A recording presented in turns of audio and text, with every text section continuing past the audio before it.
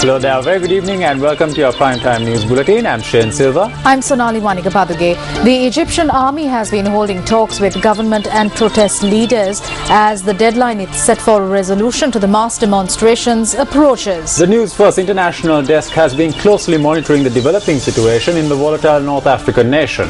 That's right, we'll have more details later on in the news, but first here's a look at tonight's headlines. The IUSF takes to the streets citing several demands. Certain school principals ignore the new circular on enrolling students to the advanced level classes. Parents seek redress from the Human Rights Commission once again. News First completes its 100th Media Skills Workshop. And Sri Lanka triumphs over India in the Tri-Nation Series. Now for the stories in detail. The Inter-University Students' Federation staged a protest march today, citing several demands including a halt to student oppression. The protest march began from opposite the Sri Jawaharlal University.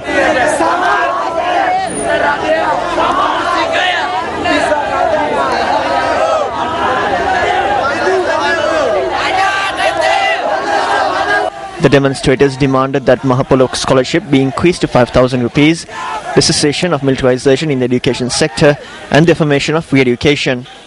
The demonstrators entered the high-level road via the Vijayarama junction and proceeded towards Colombo. Traffic along the high-level road was restricted to a single lane.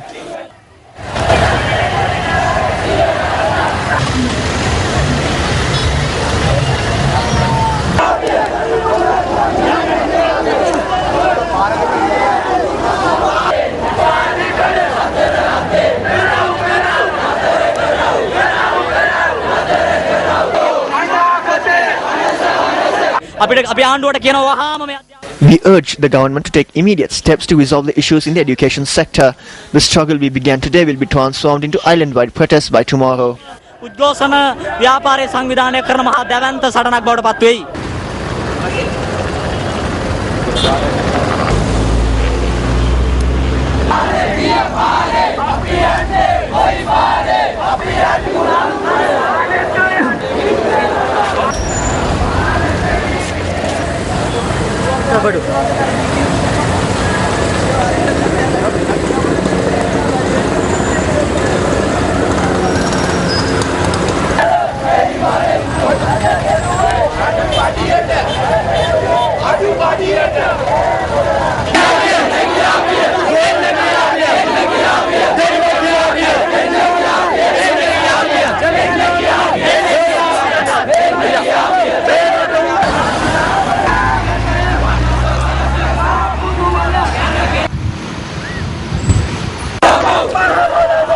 The demonstrators who arrived in Colombo staged a protest opposite the University Grants Commission, obstructing traffic on Ward Place.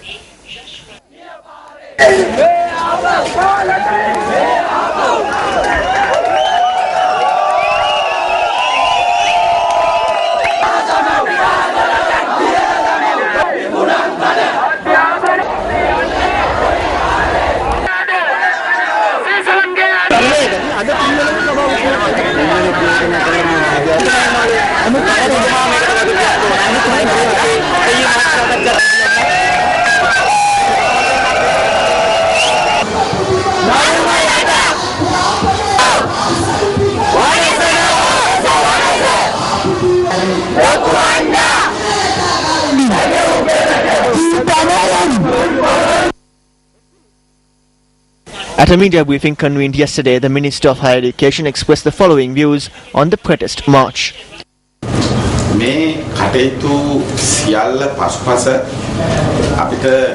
A student movement calling itself the Inter-University Students' Federation, which is not legitimate, is behind these acts. At present, new programs are being introduced for university students.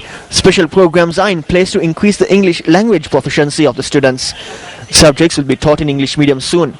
We have initiated a program to construct 60 hostels as a solution to the accommodation issue. Facilities are being completed at universities. The lecturers are also working hard for this change. Two new High Commissioners presented their credentials to President Mahinda Rajapaksa at the Presidential Secretariat this morning. The new Canadian High Commissioner to Sri Lanka, Shelley Wittin, presented her credentials to the President today. The new High Commissioner of India to Sri Lanka, YK Sinha, also presented his credentials to President Mahinda Rajapaksa.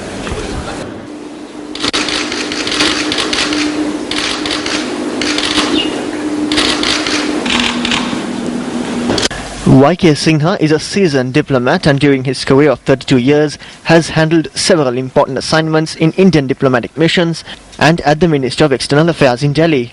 Before being assigned to Sri Lanka, Sinha served as the Additional Secretary for Pakistan, Afghanistan and Iran at the Indian Ministry of External Affairs. He has also served as Ambassador of India to Venezuela, Consul General of India in Dubai and held key positions in Indian missions in New York, Islamabad, Rome, Abu Dhabi and Riyadh. A 6-year-old girl lost her life in an accident that took place on the Minuwangoda Katunayaka road last night. Our reporter stated that the accident had taken place while the girl was travelling in a three-wheeler with her uncle. The police say that a lorry transporting vegetables was travelling in front of the ill-fated three-wheeler which was plying from Minuwangoda to Andiambalama. The accident occurred when the three-wheeler toppled over a sack of vegetables that fell off the lorry. A 6-year-old girl residing at Bolawanamawata in Negombo was killed in the accident.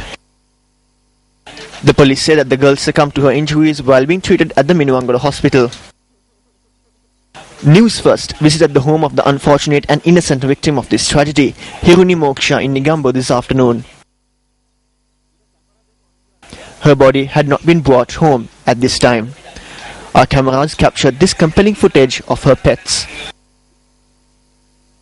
When the incident occurred, Hiruni's sister was seated right next to her.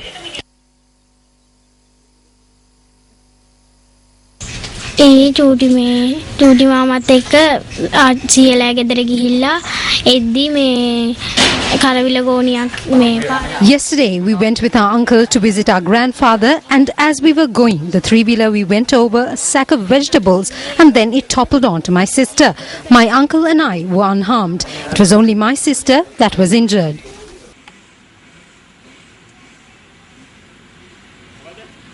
The police have arrested the driver of the three-wheeler on charges of failing to prevent an accident.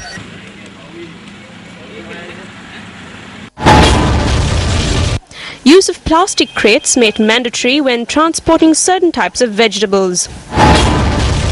Legal action to be taken against those who do not follow the new rule.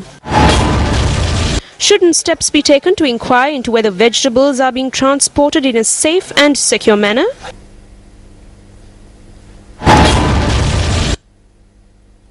On to a story that made the headlines tonight. Now, News First reached yet another milestone today by conducting its 100th Media Skills Workshop for school students. The News First team, which initiated its first workshop at the Akuressa Mahavidyalaya, arrived at the Pinnavala National School to conduct its 100th successful workshop today.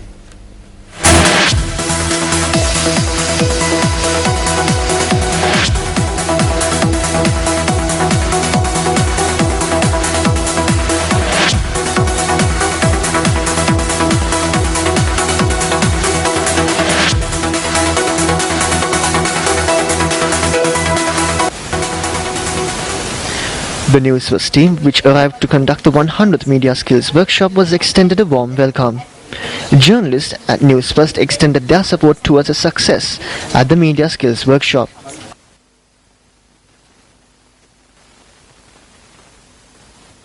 Students were educated on communications and the gathering and dissemination of news through the various activities conducted at the workshop. Students were also given an opportunity to showcase their talents. A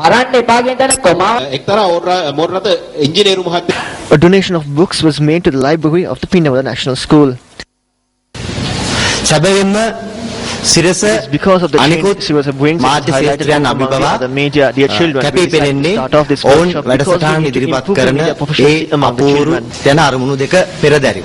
A group including prominent politicians extended their best wishes to commemorate the milestone 100 media skills workshop conducted by News First.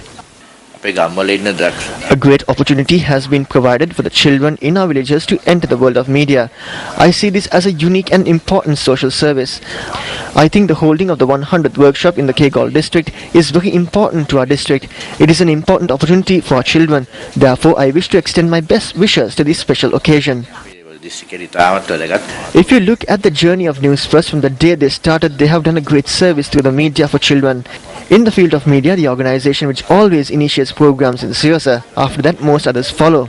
Over the recent past, Sirosa has done a lot to develop the skills of the rural child. Every day, Sirosa does something new. Sirosa does a lot to help the country. I feel that Sirosa's series of workshops to promote media knowledge among our children has been very successful. The 100th workshop is being held in Kegal. While I extend my best wishes for this workshop, I pray that they will be able to continue this series of workshops. As a public representative, many students have personally informed me of how beneficial this series of workshops has been and how much they have learned from it. We appreciate everything that Sirosa has done to promote this knowledge among school children. When you look at this program as a whole, it is evident that it is timely and is a nationally important program. In recent times, the media has transformed into a crucial part of workshops initiated by News First for school children is both timely and important.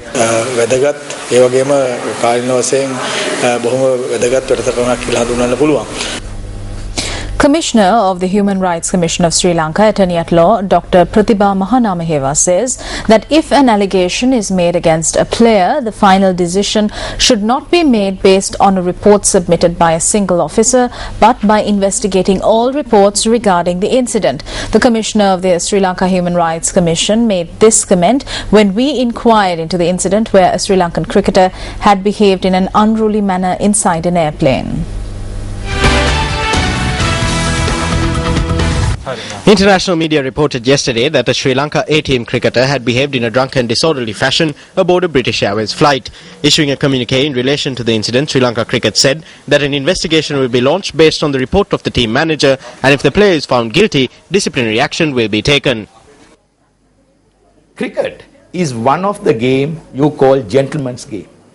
If any sportsman or a cricketer violate basic rules, even if they involve with antisocial activities or illegal activities, then the spectators basically they will really not support you for this game, and it will be the end of the game.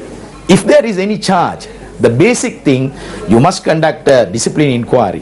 When you are conducting the discipline inquiry, the preliminary report which prepared by your officer is not final and conclusive. There must be competent authority, and you must collect all the other documents, media documents, relevant documents, and you must conduct a discipline inquiry which basically respecting natural justice principles. අතර මම හිතන්නේ ඉතාමත් අවාසනාවන්තයි cricket ක්‍රීඩකයෝ හැටියට අපි මොකද මෙවැනි සිදුවීමක් අනිවාර්යෙන් බලාපොරොත්තු විය නොහැකි මොකද ක්‍රීඩකයෙක්ගෙන් අපි උපරිම වශයෙන් විනය බලාපොරොත්තු වෙන නිසා. As a cricketer, I think this is extremely unfortunate. An incident like this is completely unexpected because above all we expect discipline from cricketers. Also, we saw that international media reports and some reports in the Sri Lankan media regarding this were contradictory. One of the passengers was at the scene and had witnessed everything that transpired. This passenger had described everything that happened the way it happened, but Sri Lanka Cricket has issued a release saying that nothing like that had transpired. The team manager has to work within certain limitations. Conflicting views are being expressed regarding this incident.